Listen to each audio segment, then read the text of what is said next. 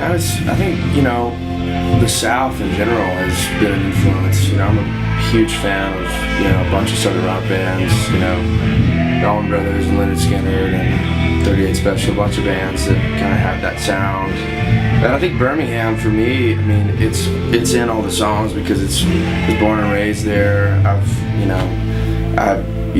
It's home. I'm still there, when I'm off the road, I'm there. So I feel like it bleeds through, it bleeds through, and people know, I feel like, when we play, that they know we're from the South, and we love it there, we're proud Southerners.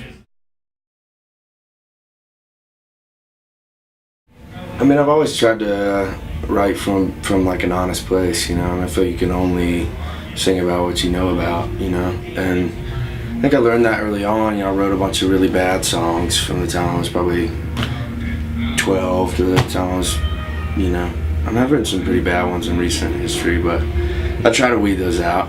But I don't know, I feel like there's something to be said for 4 or 5 guys. We made the new record, 5 guys in a room, in a circle, playing the songs. And I feel like these days people don't make records that way. They build them from like a drum track up, or in a lot of cases a keyboard track up, and so it feels, there's an organic sound in the record, and not to be nerdy, but you can hear in the sonics of it, you can actually hear a band playing, and that's what we were going for. We're trying to capture that energy, and I think we did a pretty good job. It feels like a big, anthemic rock record.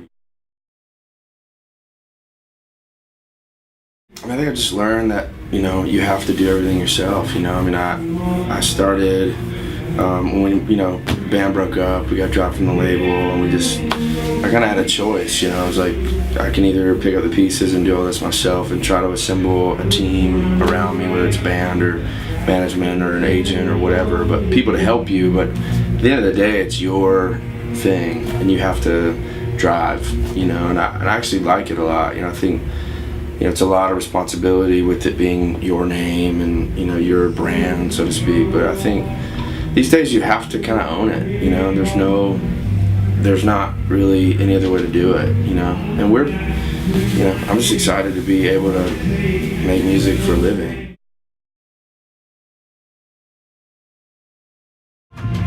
For me, that title track, especially, I've kind of had a lot of the records have felt like, they've come from places that weren't free. They came from places there's a lot of heartache, or a lot of like real, honest grief that was happening. And I feel like on this record there's a lot of hope, there are some sad songs, but there's a lot of hope, and there's a lot of, it's up tempo, and it's endemic, and it feels triumphant in a lot of places, especially that song. When I wrote it, I knew that it was just going to be a big triumphant 6/8 thing, and we play it live, it feels that way too, so I feel like there's an energy that feels very free throughout the record, and I felt like that was the right title for it.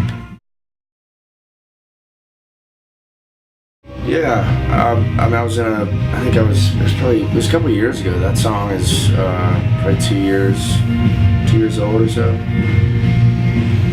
And I wrote it with my friend Paul Moak, who produced the record, and it's basically just a song about, longing for, someone who you've lost to come back, whether they're gone for, for good, or they're gone for, a year, or they're gone, just kind of that feeling of sitting around and, feeling like you may have lost somebody, in my case it was for good, and I was just kind of wishful thinking. Hey, this is Matthew Mayfield, I'm at Summerfest, and keep it locked on Collision Radio.